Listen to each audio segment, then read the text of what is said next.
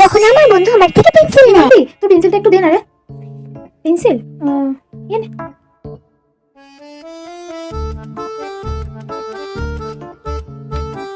আরে কি করছে? কি পেন্সিলটাকে নাকে ঢুকাচ্ছে, মুখে ঢুকাচ্ছে, ছি ছি ছি।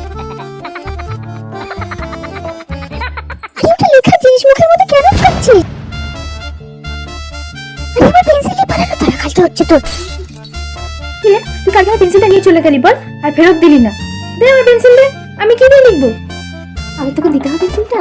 আমি ভাবলাম তুই আমি দিয়ে দিয়েছিস। না না, এই নে পেন্সিল।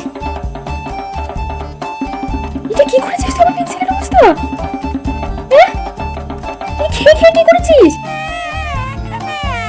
আর এইটুকুনি পেন্সিল, আমি একটা বড় পেন্সিল দিয়েছিলাম তোকে। আমার পেন্সিল